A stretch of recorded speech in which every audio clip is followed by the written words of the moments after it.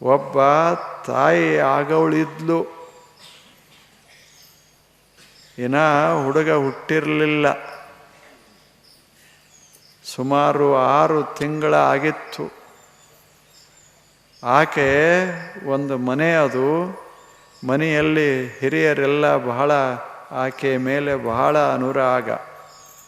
ಅಷ್ಟು ಆಕೆ ಒಳ್ಳೆಯವಳು. ಅವರೆಲ್ಲ ಹೇಳ್ತಿದ್ರು, ಏನೂ ಕೆಲಸ ಮಾಡಬೇಡ, ಶಾಂತವಾಗಿ ಇರು, ಸುಮ್ಮನೆ ಇರು ಅಂತ ಹೇಳ್ತಿದ್ರು. ಆಕೆ ಎಲ್ಲರೂ ಮಲಗಿದ ಬಳಿಕ ಎದ್ದು ದೀಪ ಹಚ್ಚಿಕೊಂಡು ಹೆಣಿತಿದ್ಲು. ಹೆಣಿಯೋದು. ಇವರು ಅಕಸ್ಮಾತ್ ಅತ್ತಿ ಎದ್ಲು ಅಂದರೆ, ಹಿಂಗ್ಯಾಕೆ ಹೆಣಿತಿ, ಇದನ್ನೇನು ಮಾಡ್ತಾ ಇದೆ, ಇಷ್ಟ್ಯಾಕೆ ಕಷ್ಟ ತಗೋತಿ, ಸುಮ್ಮನೆ ವಿಶ್ರಾಂತಿ ತಗೋ, ಯಾಕೆ ಕಷ್ಟ ಇದೆಲ್ಲ. ಅವಾಗ ಆಕೆ ಹೇಳಿದ್ಲು, ಇದರಾಗ ಏನು ಕಷ್ಟದ ಹೇಳು, ನಾನಿದೇನು ಹೆಣಿತೇನಲ್ಲ ಮುಂದೆ ಬರೋ ಹುಡುಗನಿಗಾಗೆ. ಅದು ತಲೆಗೆ ಏನು ಬಟ್ಟೆ, ಹೆಣಿಗೆಯ ಬಟ್ಟೆ,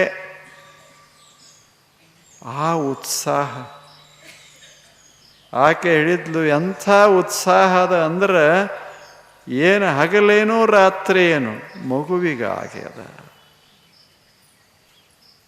ಹಾಗಂದ್ರೆ ಬೇಜಾರಾಗೋದಿಲ್ಲ. ಮತ್ತು ಯಾರಿಗರೇ ಹೊಲಿ ಅಂದ್ರೆ ಸಾಕಾಗ್ತದ, ಹಂಗಾಗೋದಿಲ್ಲ. ಅದ ನಮ್ಮ ಮನೆ ಒಕ್ಕಲಿಗ ಇರ್ತಾನೆ, ತನ್ನ ಹೊಲದಾಗ ಹಗಲೇನೋ ರಾತ್ರಿ ಏನು, ಮತ್ತು ಮಂದಿ ಹೊಲಕ್ಕೆ ದುಡ್ಯಾಕೆ ಹೋದ ಇಲ್ಲ, ಅದೇ 1 ತಾಸ 2 ತಾಸ ಎಷ್ಟದ ಅಷ್ಟು. ಹಂಗಿರಬೇಕು ಮನುಷ್ಯ. ಮಾಡೋ ಕೆಲಸ ಎಲ್ಲ ದೇವನ ಕೆಲಸ, ಅದ್ಭುತ ಕೆಲಸ. ಅದು ಬದುಕನ್ನು ಶ್ರೀಮಂತ ಮಾಡುವ ಸುಂದರ ಕಾರ್ಯ ಅಂತ ಮಾಡ್ಕೋತಿರಬೇಕು ಅಂತ ಪತಂಜಲ. ಹಾಗ ನಾರಾಯಣ ಉಪನಿಷತ್ತು ಈಗ ಗುರು ಹೇಳ್ತಾನೆ, ಮಾಡು, ಇದನ್ನು ಬಿಟ್ಟಿನ್ನೇನದ, ಭಕ್ತಿರೇವ ಗರೀಯಸಿ. ಭಕ್ತಿಯಂಥ ವಸ್ತು ಜಗತ್ತಿನಲ್ಲಿ ಯಾವುದಿಲ್ಲ. ತ್ರಿಸತ್ಯಸ್ಯ, ಇದು ತ್ರಿಕಾಲ ಸತ್ಯ. ಬರೇ ಹಿಂದಂತಲ್ಲ, ಇನ್ನು ಮುಂದೆ ಕೋಟ್ಯಾವಧಿ ವರ್ಷಗಳ ನಂತರ ಕೂಡ ಮನುಷ್ಯ ಈ ಭೂಮಂಡಲದಲ್ಲಿ ಇದ್ದ ಅಂದರೆ ಆಗಲೂ ಸಹಿತ ಎದೆಯನ್ನು ಅವಲಂಬಿಸಬೇಕಾಗ್ತದೆ. ಆತ ಅದ್ಭುತ ಇರಬಹುದು, ಅವಾಗ ಬಹಳ ಬುದ್ಧಿವಂತ ಇರಬಹುದು, ಆದರೆ ಎದೆ ಬತ್ತಿಸ್ಲಿಕ್ಕಾಗೋದಿಲ್ಲ. ಯಾಕೆ? ಅವನ ಜ್ಞಾನಕ್ಕೆ ಕಳೆ ಕೊಡೋದು ಎದೆ. ಅವನ ಜ್ಞಾನದಿಂದ ಸಂತೋಷ ಉಂಟಾಗೋದು ಈ ಭಾವದಿಂದ. ಆದ್ದರಿಂದ ಭಕ್ತಿರೇವ ಗರೀಯಸಿ.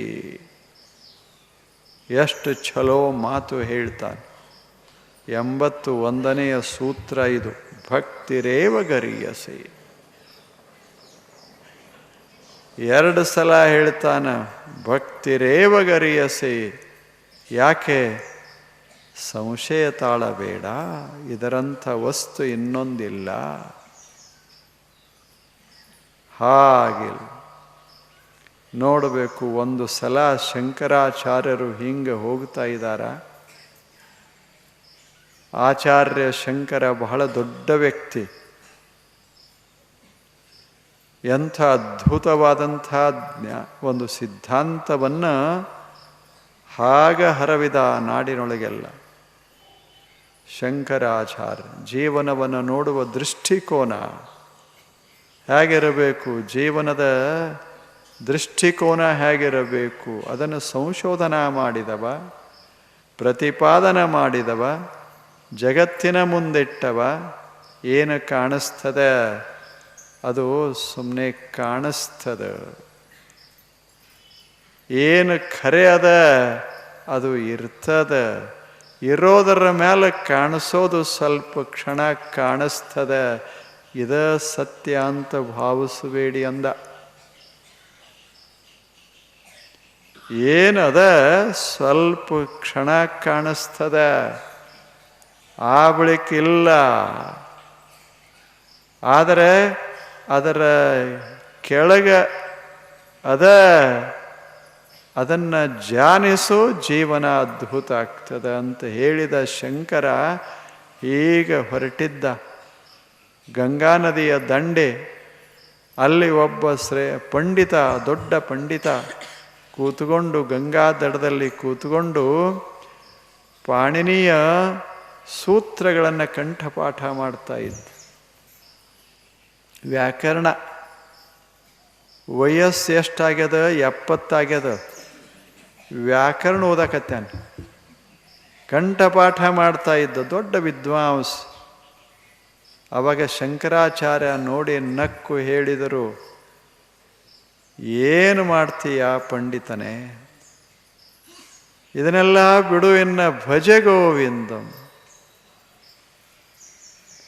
ಭಜ ಗೋವಿಂದಂ ಭಜ ಗೋವಿಂದಂ ಭಜ ಗೋವಿಂದಂ ಮೂಢಮತೆ ಪ್ರಾಪ್ತೆ ಸನ್ನಿಹಿತೆ ಮರಣೆ ನಹಿ ನಹಿ ರಕ್ಷತಿ ಡುಕ್ರೀಕರಣೆ. ಹೇಳಿ, ಇದನ್ನೆಲ್ಲ ಬಿಡು ಒಂದಿಷ್ಟು ಪಂಡಿತನೇ, ಮುಗಿತಲ್ಲ, ಆಯುಷ್ಯ ಮುಗಿಲಿಕ್ಕೆ ಬಂದದೆ.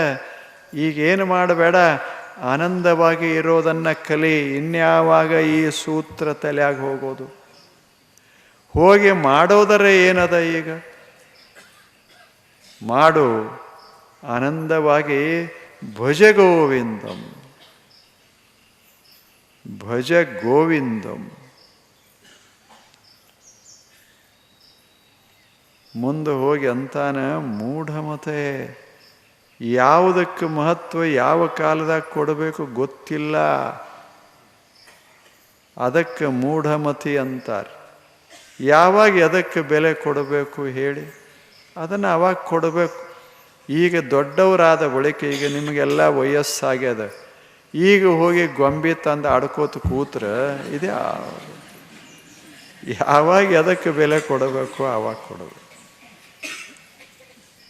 ಎಲ್ಲ ಮುಗಿದದ ಮುಪ್ಪಿನ ಕಾಲದಾಗ ಪರೀಕ್ಷೆ ಕೂತಾನ, ಅಧ್ಯಯನ ಮಾಡಕ್ಕೆ ಕೂತಾನ.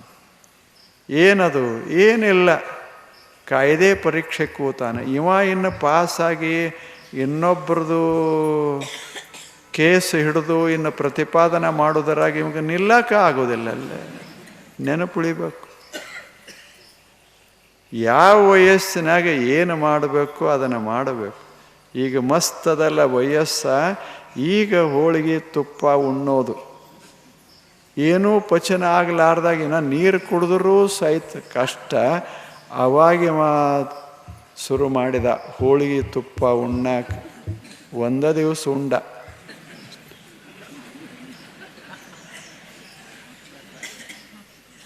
ಬೇಕದು.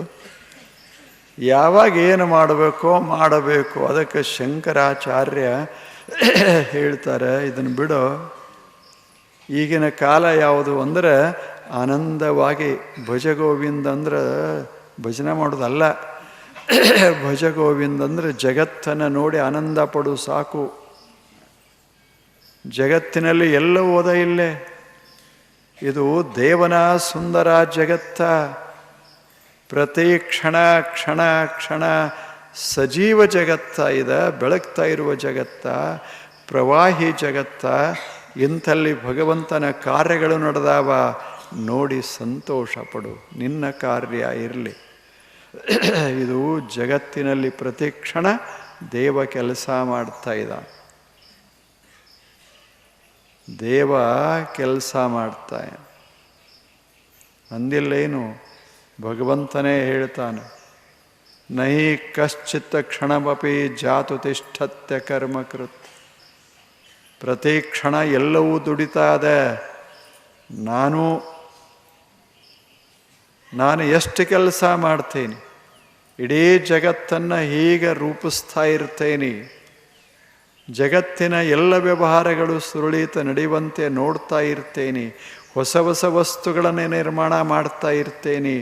ಒಂದಲ್ಲ ಎರಡಲ್ಲ, ಲಕ್ಷಾಂತರ ಕೋಟ್ಯಂತರ. ನನಗೇ ಬಿಡುವಿಲ್ಲ ಮನುಷ್ಯನೇ, ನಿನಗೆ ಯಾವಾಗ ಬಿಡುವ ಸಿಗೋದು? ಬಿಡುವಿಲ್ಲದಂಗೆ ಇರೋದೇ ಸುಂದರ ಜೀವನ. ಅದು ನೀನು ನೋಡ್ತಾ ಇರೋ, ನಾನು ಈ ಜಗತ್ತನ್ನು ರೂಪಿಸ್ತಾ ಇರ್ತೇನೆ. ಸಂತೋಷ ಪಡು ಮನುಷ್ಯನೇ. ಭಜ ಗೋವಿಂದಂ ಭಜ ಗೋವಿಂದಂ ಗೋವಿಂದಂ ಭಜ ಮೂಢಮತೆ. ಪ್ರಾಪ್ತೆ ಒಂದು ವೇಳೆ ಮರಣ ಸನ್ನಿಹಿತ ಆಗೋದದ, ಮರಣ ಬರಾಕತ್ಯದ ಅಂದ್ರೆ ಕೊನೆ ಕ್ಷಣ ಬರ್ತಾದ. ಎಂಥ ಕ್ಷಣದಲ್ಲಿ ಏನು ಮಾಡಬೇಕು ಅದನ್ನು ಮಾಡಬೇಕು. ಇದೇನು ತಗೊಂಡು ಕೂತೀಯ? ಡುಕ್ರೀಕರಣೆ ಅಂದ್ರೆ ಮತ್ತೇನೂ ಅಲ್ಲ. ಕರೋಮಿ ಕುರ್ವಹ ಕುರ್ಮಃ, ನಾನು ಮಾಡುತ್ತೇನೆ, ನಾವು ಮಾಡುತ್ತೇವೆ, ನೀನು ಮಾಡುತ್ತೀ, ನೀವು ಮಾಡುತ್ತೀರಿ, ಅವನು ಮಾಡುತ್ತಾನೆ, ಇದು ಅವಳು ಮಾಡುತ್ತ. ಸಣ್ಣ ಹುಡುಗರು ಕಲಿಯುವುದಿಲ್ಲ ಅದು. ಇದೇನು ಮನುಷ್ಯನೇ? ನೋಡು ಜಗತ್ತು, ಪ್ರೇಮದಿಂದ ಜಗತ್ತನ್ನು ನೋಡು. ಅದೇ ಭಜನ. ಪ್ರೇಮದಿಂದ ಜಗತ್ತಿನಲ್ಲಿ ಬಾಳು, ಅದೇ ಭಜನ. ಆವಾಗ ದೇವನ ಅನುಭವ ಉಂಟಾಗ್ತದೆ. ಪ್ರತಿ ವಸ್ತುಗಳ ಮಧ್ಯ ಭಗವದ ಅಭಿವ್ಯಕ್ತಿಯಾಗ್ತದೆ. ಅದಕ್ಕೆ ಹೇಳಿದ ಭಕ್ತಿ ರೇವ ಗರೀಯಸಿ. ಭಕ್ತಿ ಅಂಥದ್ದು ಇಲ್ಲ. ಇದು ಶ್ರೇಷ್ಠ ಉಪಾಯ, ಆನಂದದ ಉಪಾಯ. ಮನುಷ್ಯನೇ, ನೀನು ಎದೆಯೊಳಗೆ ಭಕ್ತಿ ಇಟ್ಟುಕೋ. ಹೊರಗೆ ಸುಂದರ ಜಗತ್ತು, ದೇವನ ಜಗತ್ತದ. ಇದನ್ನು ನೋಡ್ತಾ ನೋಡ್ತಾ ಆನಂದ ಪಡು. ಇದು ಜೀವನೋತ್ಸಾಹ. ನೀನು ಏನಾದರೂ ಆಗಿರು, ಆದರೆ ಆಗಿರು. ಒಬ್ಬ ಸಂತ ಇದ್ದ ದಕ್ಷಿಣ ಭಾರತದಲ್ಲಿ, ಬಹಳ ದೊಡ್ಡ ವ್ಯಕ್ತಿ. ಅಷ್ಟೇ ಸಹಜ ಸುಂದರ ಜೀವನ ಸಾಗಿಸಿದವ. ಅವನದೊಂದು ಮನೆ, ಆ ಮನೆಯಲ್ಲಿ ವಾಸ ಆಗಿದ್ದ. ಆ ಸಂತನನ್ನು ಬಹಳ ಪ್ರೀತಿಸ್ತಿದ್ರು ಊರಿನವರು. ಯಾವಾಗ ಹೆಚ್ಚು ಜನ ಒಬ್ಬನ್ನು ಪ್ರೀತಿಸ್ತಾರೆ, 4 ಜನ ದ್ವೇಷಿಸೋರು ಶುರುವಾಗ್ತಾರೆ. ಇದು ಮನಃಶಾಸ್ತ್ರ. ಇದು ಎಲ್ಲರೂ ಇದನ್ನು ಹೊಗಳಿದ್ರೆ, ಈಗ ನಾನು ಇದನ್ನು ಹೊಗಳಿದೆ ಅಂತ ತಿಳ್ಕೊಳ್ಳಿ, ತತ್ಕ್ಷಣ 4 ಮಂದಿ ತಲೆಯಾಗ ಬಂದೇ ಬರ್ತದೆ. ಇದ್ಯಾಕೆ? ಇದರಾಗ ಏನದ? ಇದ್ಯಾವ ಹೂವ? ಕೆಲಸಕ್ಕೆ ಬರಲಾರ್ದು ಇಟ್ಕೊಂಡು ಕುಂತು ಹೊಗಳ್ತಾರೆ, ಶುರುವಾಗ್ತದೆ. ಈಗ ನಾನು ಒಬ್ಬರನ್ನ ಯಾರನ್ನ ಹೊಗಳದೆ, ಇನ್ನೊಬ್ಬ ಶುರು ಮಾಡ್ತಾನೆ, ಅವನಲ್ಲಿರೋ ದೋಷಗಳನ್ನೆಲ್ಲ ತೆಗಿತಾನೆ. ಇದು ಜಗತ್ತಿನ ಸ್ವಭಾವ. ಅದಕ್ಕೆ 1000 ಜನ ಅವನನ್ನು ಕೊಂಡಾಡ್ತಿದ್ರು. ಆತನ ಹಾಡುಗಳನ್ನು ಕೇಳಲಿಕ್ಕೆ ಕೂಡ್ತಿದ್ರು. ಆತ ಯಾರಿಂದ ಏನನ್ನೂ ನಿರೀಕ್ಷಿಸದೆ ಅದ್ಭುತ ಕ್ರಾಂತಿಯನ್ನೇ ಊರಲ್ಲಿ ಮಾಡಿದ್ದ. ಎಲ್ಲರ ಮನಸ್ಸಿಗೆ ಸಮಾಧಾನ ಕೊಟ್ಟಿದ್ದ. ತನ್ನಷ್ಟಕ್ಕೆ ತಾನು ಸುಂದರ ಜೀವನವನ್ನು ಸಾಗಿಸ್ತಾ ಇದ್ದ. ಅವನನ್ನು ದ್ವೇಷಿಸುವ 4 ಜನ ತಯಾರಾದರು. ಅವ್ರದ್ದೇನು, ಈ ಮನುಷ್ಯ ಇರೋ ತಕ ಈ ಊರವರು ಹೊಗಳವ್ರ ಇವನು ಊರು ಬಿಡಿಸ್ಬೇಕು ಅಂತ ಹೆಂಗೆ ಪ್ಲ್ಯಾನ್ ಹಾಕಿದ್ರು. ಇವ ಹೋಗೋದು ಹೆಂಗೆ ಬಿಡಿಸೋದು? ಇದು ಅವರಿಗೆ ಬಹಳ ವಿಚಾರ ಮಾಡಿ ಮಾಡಿ ಹೊಳಿತು. ಏನು ಅಂದರೆ, ಯಾವಾಗಲೂ ಇವನಿಗೆ ಎಲ್ಲರೂ ಗೌರವ ಕೊಡ್ತಾರೆ, ನಾವು ಅಪಮಾನ ಮಾಡಿಬಿಟ್ರೆ ಈ ಊರಾಗ ಹೆಂಗಿರ್ತಾನ ಅಂತ. ಅದಕ್ಕೆ ಅವ್ರು ಏನು ಮಾಡಿದರು, ಒಂದು ಪ್ಲ್ಯಾನ್ ಮಾಡಿದರು. ಮಲ್ಕೊಂಡಿರ್ತಾನ ರಾತ್ರಿ, ನಸಿಕಿನಲ್ಲಿ ಬಂದು ಬಾಗಿಲ ತೆಗಿತಾನೆ. ಇದು ಅವ್ರಿಗೆ ಗೊತ್ತು. ಅದಕ್ಕೆ ನಸುಕ್ಕೆ ಅವ ಹೇಳೋಕ್ಕಿಂತ ಮೊದಲ ಎಲ್ಲ ಹಳಿ ಚಪ್ಪಲು ತಂದು ಬಾಗಿಲಿಗೆ ಕಟ್ಟಿದ್ರು, ಮುಖಬಾಗಿಲಕ್ಕೆ. ಇದು ನಡೆದ ಘಟನೆ. ಮುಖಬಾಗಿಲಕ್ಕೆ ಕಟ್ಟಿದ್ರು ಅಂದ್ರೆ ಅವ ಹಿಂಗೆ ತೆಗೆದು ಹೊರಗೆ ಬರುವುದರಾಗ ಹಣಿಗೆ ಬಡಿಲಿ ಅಂತ. ಬಡಿದ್ರೆ ನನಗೆ ಊರಾಗ ಅಪಮಾನ ಆಯಿತು ಅಂತ ತಿಳಿದು ಊರು ಬಿಟ್ಟೇ ಬಿಡ್ತಾನ ಅಂತ ಪ್ಲ್ಯಾನ್ ಹಾಕಿದ್ರು. ಮಜಾ ಇಲ್ಲ, ಪ್ಲ್ಯಾನ್ ಎಷ್ಟು ಸುಲಭದ, ಸಿಗಂಗಿಲ್ಲ, ಊರು ಬಿಡ್ಬೇಕು. ಎಷ್ಟು ಚಲೋ ಅದ. ಯಾರನ್ನರೇ ಬಿಡಿಸ್ಬೇಕಾದ್ರೆ ಹಿಂಗೆ ಮಾಡಬೇಕು. ಮಜಾ ಆಯ್ತು. ಅದು ಹಾಕ್ಕೊಂಡು ಅದನ್ನು ಕಟ್ಟಿ ಮರಿಗೆ ಕೂತ್ಕೊಂಡ್ರು. ಇನ್ನು ತೆಗಿತಾನ ಇದು ಹಣಿಗೆ ಬಡದೇ ಬಡಿತದ, ನಾವು ಇಲ್ಲೇ ಕೂತಿರ್ತೇವೆ, ನೋಡೇವತ್ತು ಗೊತ್ತಾಗಬೇಕಿಲ್ಲ ಅವನಿಗೆ. ಅದಕ್ಕೆ ಒಂದು 4-8 ಜನ ಬಂದು ಕೂತು ಅದು ನೋಡಿ ನಗವರು. ನಕ್ಕ ಕೂಡಲೇ ಅಪಮಾನ ಆಗ್ತಿತ್ತು, ಅವ ಬಿಟ್ಟು ಹೋಗಬೇಕು. ಅವರು ದಾರಿ ಕಾಯ್ಕೋತ ಕೂತಿದ್ರು. ಆತ ವೇಳೆ ಆಯಿತು, ಇನ್ನೇನು ಸೂರ್ಯೋದಯ ಆಗಲಿಕ್ಕೆ ಸ್ವಲ್ಪ ಸಮಯ. ಎದ್ರು ಸಂತರು, ಬಾಗಿಲ ತೆಗೆದರು. ತೆಗೆದು ಹಿಂಗೆ ಮುಂದೆ ಹೆಜ್ಜೆ ಇಡೋದಕ್ಕೆ ಇವೆಲ್ಲ ಬಡಿದು ಮುಖಕ್ಕೆ. ಆವಾಗ ಅವ್ರ ಮುಖದ ಮೇಲೆ ಪ್ರಸನ್ನತ. ಅವರಂದರು, ಕೇಚಿತ್ ಕರ್ಮಾವಲಂಬಿನಃ, ಕೇಚಿತ್ ಜ್ಞಾನಾವಲಂಬಿನಃ, ವಯಂತೋ ಹರಿದಾಸಾನಾಂ ಪಾದರಕ್ಷಾವಲಂಬಿನಃ. ಎಷ್ಟು ಚಂದ. ಕೇಚಿತ್ ಕರ್ಮಾವಲಂಬಿನಃ, ಕೇಚಿತ್ ಜ್ಞಾನಾವಲಂಬಿನಃ, ವಯಂತೋ ನಾವು, ವಯಂತೋ ಹರಿದಾಸಾನಾಂ ಪಾದರಕ್ಷಾವಲಂಬಿನಃ. ಚೆನ್ನಾಗಿಲ್ಲ? ಕೆಲವರು ಈ ಜಗತ್ತಿನಲ್ಲಿ ಕರ್ಮ ಮಾಡಿ ಕರ್ಮಯೋಗಿಗಳಾಗ್ತಾರ, ಇನ್ನು ಕೆಲವರು ಜ್ಞಾನ ಪಡೆದು ಜ್ಞಾನಯೋಗಿಗಳಾಗ್ತಾರ. ನನ್ನ ಯೋಗ ಯಾವುದು ಅಂದರೆ ಹರಿದಾಸರ ಪಾದ ರಕ್ಷೆಗಳೇನಿಲ್ಲಿ ತೂಗ ಹಾಕ್ಯಾರ, ಇದನ್ನು ನಾನು ಉಪಾಸನ ಮಾಡ್ತೇನೆ ಅಂತ. ಪವಿತ್ರ ಇವು ಅಂತ. ಹಂಗಾಗಿರಬೇಡ. 8 ಜನರಿಗೆ ಏನು ಕರೆದ? ಹರಿದಾಸರಂತ ಕರೆದ. ಇವ್ರನ್ನ, ಇವರ ಚಪ್ಪಲಿವು, ಇವೆಲ್ಲ ಏನದಾರ 8 ಜನ, ಇವರೆಲ್ಲ ಹರಿದಾಸರು. ನೀವು ಹರಿದಾಸರು, ನಿಮ್ಮ ಪಾದರಕ್ಷೆಗಳು ನನ್ನ ತಲೆಯ ಮ್ಯಾಲ, ನನ್ನ ಜೀವನ ಪಾವನ ಆಯಿತು ಅಂದರು. ಊರು ಹೆಂಗೆ ಬಿಡ್ತಾರೆ ಇನ್ನು?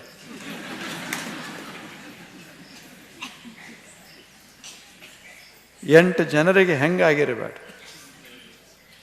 ಭಕ್ತಿ ಏನು ಮಾಡ್ತದಂದ್ರೆ ಹಿಂಗೆ ಮಾಡ್ತದೆ. ಆದರೆ ಅವರೇ ಪಂಡಿತರಾಗಿದ್ದರೆ ಜಗಳಕ್ಕೆ ನಿಲ್ತಿದ್ರು, ತಪಸ್ವಿ ಆಗಿದ್ದರೆ ಶಾಪನೆ ಕೊಡ್ತಿದ್ರು. ಎರಡೂ ಮಾಡಲಿಲ್ಲ. ಯಾಕೆ? ಭಕ್ತ. ಭಕ್ತಿ ಗರೀಯಸೆ, ಭಕ್ತಿರೇವ ಗರೀಯಸೆ. ಅದಕ್ಕೆ ಇದು ಶ್ರೇಷ್ಠ ಅಂತ. ಯಾವಾಗ ಹಿಂಗೆ ಅಂದರೋ ಹರಿದಾಸನಂ ಪಾದರಕ್ಷೆ ಅಂದರೆ ಕಾಲ್ಮರಿ ಇಲ್ಲ, ಪಾದರಕ್ಷೆ ಅಂದರೆ ಚಪ್ಪಲ. ಹರಿದಾಸರು ಯಾರು? ಈ 8 ಮಂದಿ ದೇವರ ದಾಸರು ಇವರು. ಇವ್ರ ಕಾಲಾಗಿನೂ ಇವು ನನ್ನ ತಲೆ ಮ್ಯಾಲ, ಹರಿದಾಸರ ಪಾದ ರಕ್ಷೆ ನನ್ನ ತಲೆ ಮ್ಯಾಲ ಆದ ಬಳಿಕ ಭಗವಂತ ದೂರ ಇರ್ತಾನೇನು. ಅಷ್ಟು ಸಂತೋಷ ಆಗಿತ್ತು ಅವರಿಗೆ.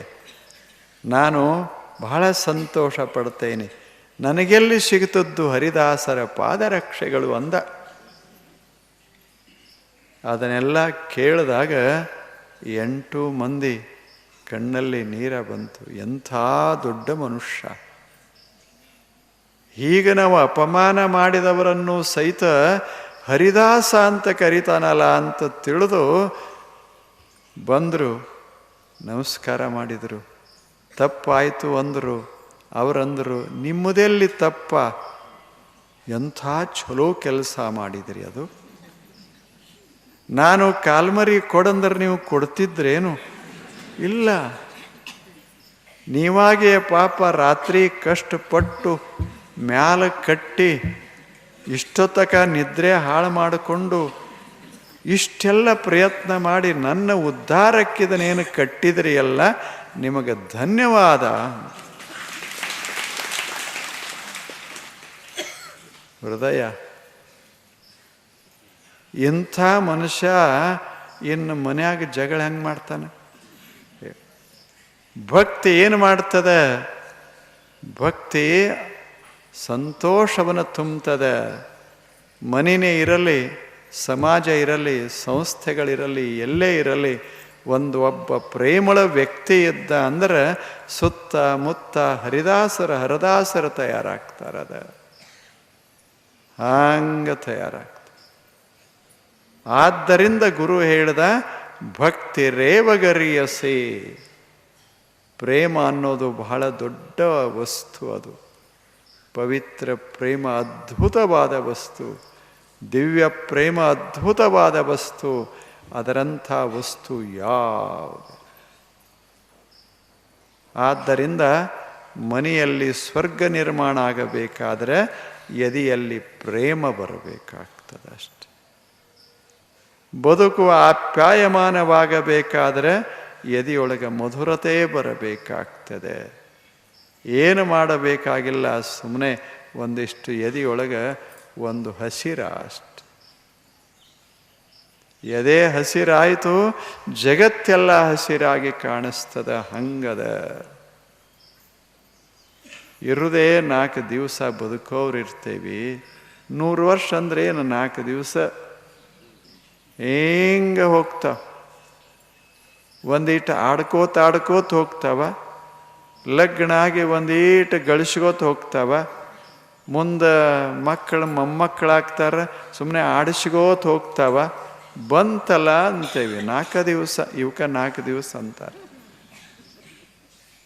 ಮೊದಲು 1 ದಿವಸ ಸಾಲಿ ಪಾಲಿ ಅವು ಇರ್ತಾವೆ 1 ದಿವಸ. ಈ ಲಗ್ನ ಪಗ್ನ, ಅವ್ರ ಲಗ್ನ ಇವ್ರ ಲಗ್ನ ಇಂಥವೆಲ್ಲ 1 ದಿವಸ. ಇದು 2 ದಿವಸ. ಮಕ್ಕಳನ್ನು ಆಡಿಸೋದು 3ನೇ ದಿವಸ. 4ನೇ ದಿವಸ ಅದೇ ಅದು. ಎಷ್ಟು ಬೇಗ ಹೋಗಿ ಬಿಡ್ತಾವ. 4 ದಿವಸ ಇರೋದದ ಮನುಷ್ಯನೇ.